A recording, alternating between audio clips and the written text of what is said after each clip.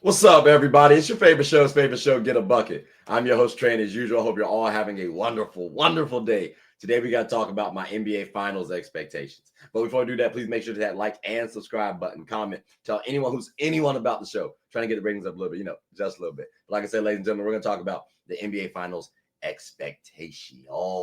It's a good one. It's a good one. And my talking points, just like to know, this is my final initial expectations listing. That's right. We're going to go over what we're going with on this one. All right. I'm also going to talk about the meanings of the team winning. Okay. Both teams.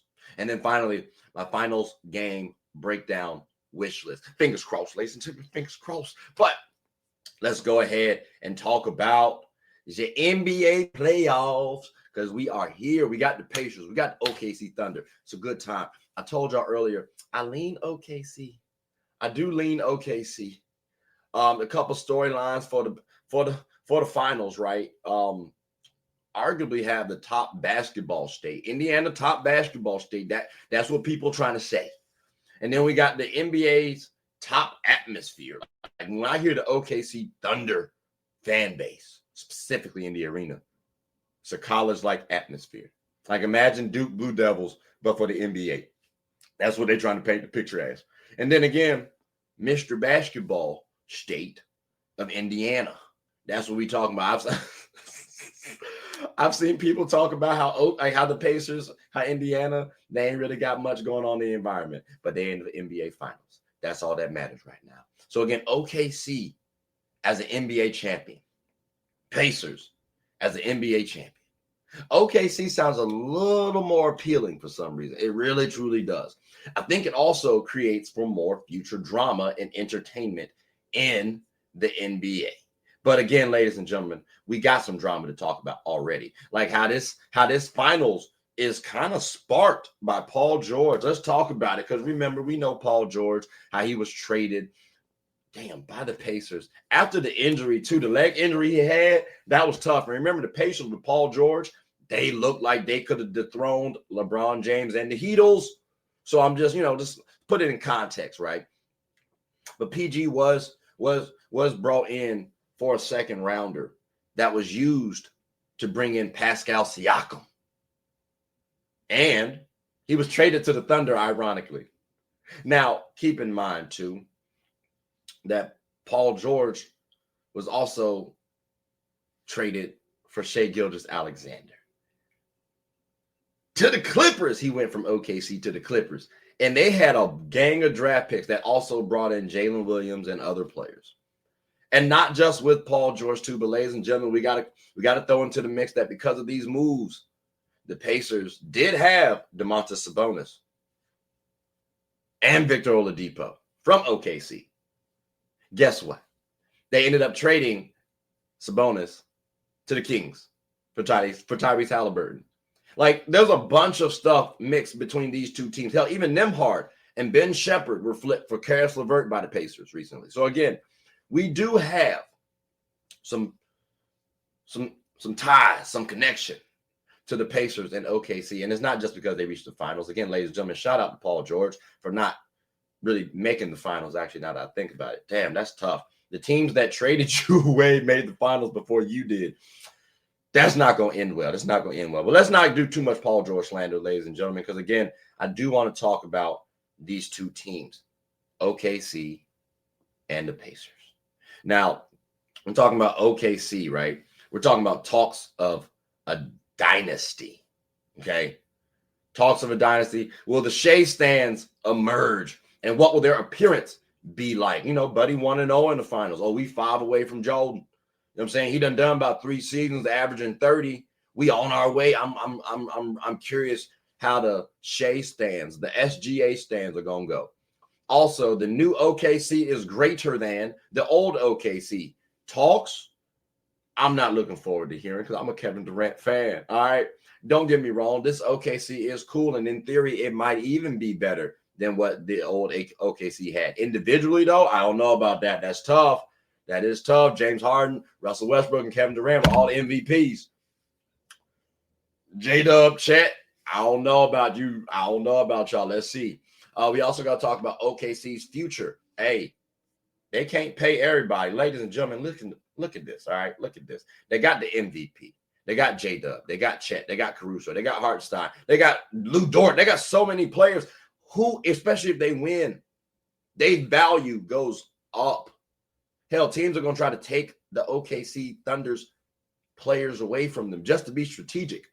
So I'm curious how OKC's future going because they can't pay everybody. And they got to continue to draft well. And we all human. We're going to mess up at some point in time. So I'm curious what OKC's future going to look like. And then finally, Mark Daigneault, the coach.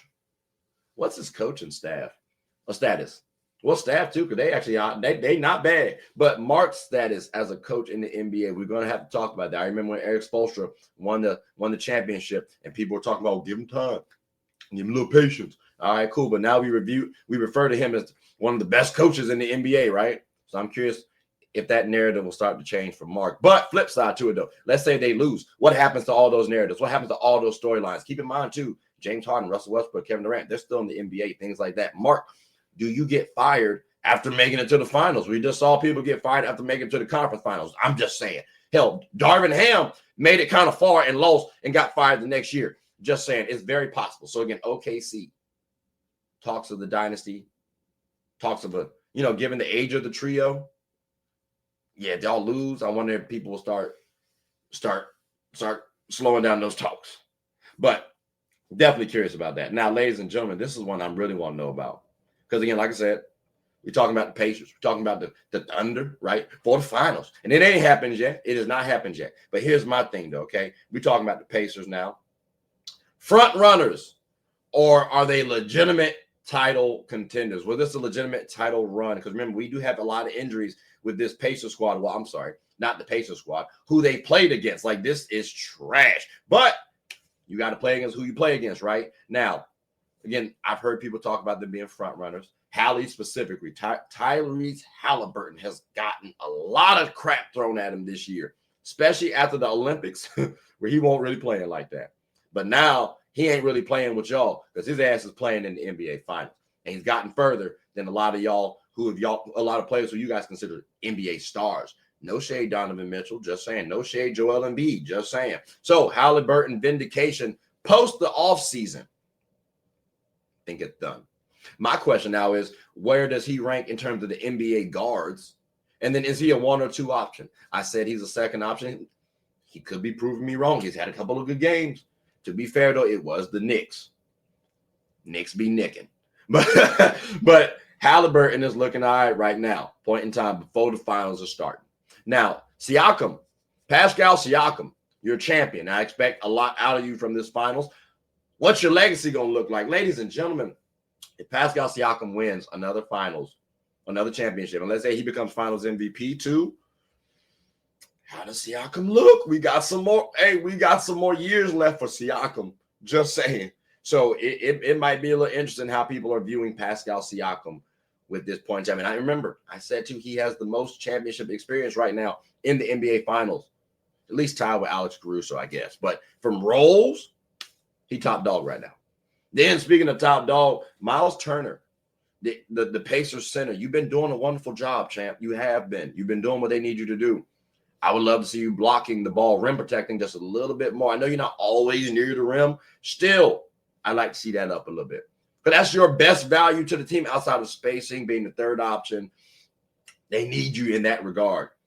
The other players, I don't know if they really going to be stopping Shea like that. But if you can provide a rim protection, an enforcer, that would be great. So, again, Miles Turner, I'm looking at you, champ. Also, Rick Carlisle, coaching status. I talked about Mark for OKC. Yeah, Rick, I'm not going to say you mid, but I've always felt like you was mid. So prove me wrong, baby. Now you got the time to showcase. This is your time. This is your time. Come on. Easy. And you got a squad on you. We can't deny that no more. We can talk about y'all playing against injury-riddled teams all we want to. Y'all got a squad on y'all now. Huh. And again, like I said earlier, the basketball state of Indiana. Sounds good, right? What happens if the Pacers win? Does this impact the WNBA any? Like for those who believe in script writing, if the Pacers win, then the Fever win. Oh my gosh, Indiana is about to go stupid, dumb, wild. and then talk about the Caitlin Clark stands, the Pacer fans, the Fever fans. Might be a frenzy in the NBA and WNBA. You might get some more eyes because, hey, the men and women brother and sister squads won. Kind of interesting. That'd be a wonderful storyline. And like I said, does this also add any validation to the in-season tournament? I don't really care about the in-season tournament too much, but guess what? Pacers did get to the finals not too long ago in the in-season tournament, and now they're here in the NBA finals. So maybe there's some correlation to that. But again, ladies and gentlemen, these are the storylines for the for the Indiana Pacers and OKC Thunder. Now, again, focusing on the finals, right? Because that's what we're talking about.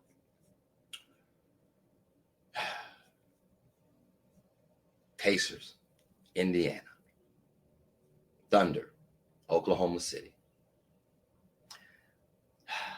I don't know who I want to lean with in terms of who's going to win. I'm lying. I said OKC. So let's go down to game predictions, right? Because I do this before we close up shop, right? Here's my wish list, ladies and gentlemen. Here's my wish list, okay?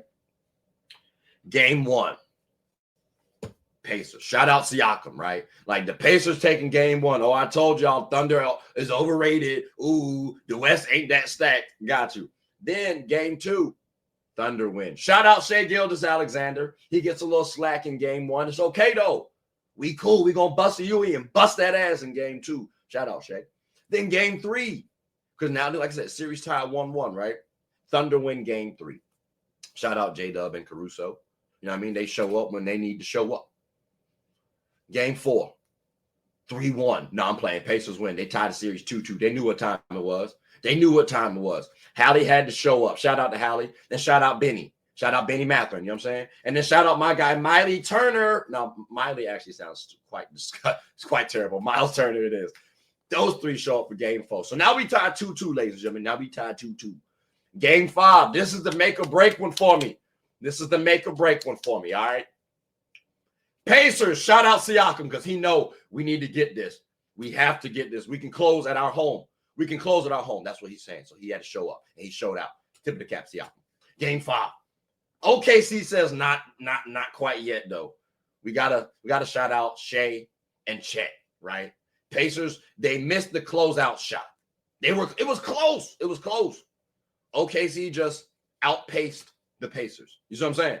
Then game 7. I got question marks because it's a jump ball. It's a tie game. It's a tie series. 3-3. We going to game 7, ladies and gentlemen. And everybody and their mama might be able to go off, or nobody and their mama might be able to go off. That's the crazy thing about it. You never know what to expect from a game 7. So I got to unfortunately lean with the OKC Thunder because that's where I leaned. However, I will say this again. The Pacers can win, ladies and gentlemen. The Pacers can win. It's just Thunder, they do have an MVP who I expect to have MVP performance in Shai Gilgeous-Alexander. J-Dub, Jalen Williams, he's had a breakout season thus far, and he's emerged as a key contributor. First-time All-Star selection and All-NBA honors. Not to mention the boy got good defense. Now, he only 6'5", and that keeps throwing me off. I thought Buddy was like 6'8", but 6'5 is cool. And then, like I said, Chet, you can argue him as your second or third option. He cool with me. 7-footer with some skill, add some bulk to him a little bit. Boom, you in the thick of things.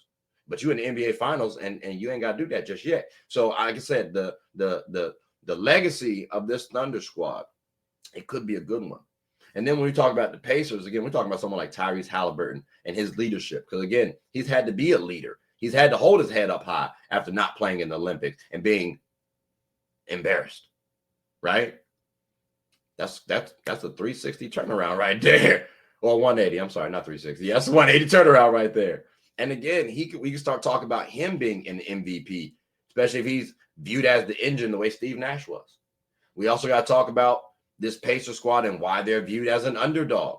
How does this affect their legacy going forward? How do either one of these teams make people view NBA teams going forward? Is the dynamic duo over and done? I heard somebody talk about that on my very show. They wanted the Cavs to get there. Cavs fan, they were biased. But we did talk about the Thunder. And they do come off like a team, even though Shai Gilgeous-Alexander is perceived to be the leader. So again, ladies and gentlemen, there's a bunch of storylines. of this Pacers and Thunder finals matchup. And I'm definitely looking forward to seeing how it all transpires.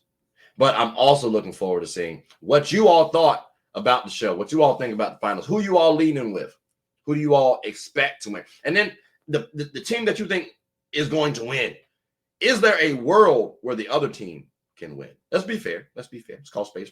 But, ladies and gentlemen, that does about conclude the end of the episode. Like I said, NBA Finals. It's a good time. Y'all heard my expectations. You heard my wish list for the games. If we could get a game 7, I'd be happy. I'm a little biased. You know what I'm saying? I like basketball. I like to see a little more basketball if possible.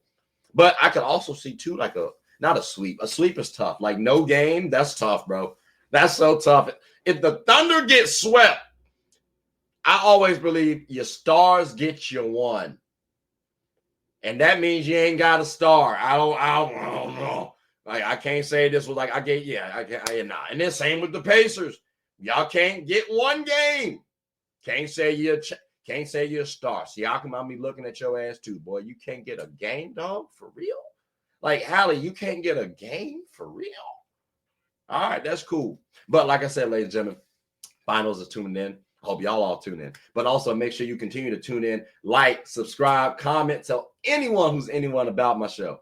My name is Trey. I'm the host of Get a Bucket. I hope you all are having a good one. Make sure y'all tune in into the NBA. And then let's give a little plug to the WNBA as well. But like I said, that's all. Take care.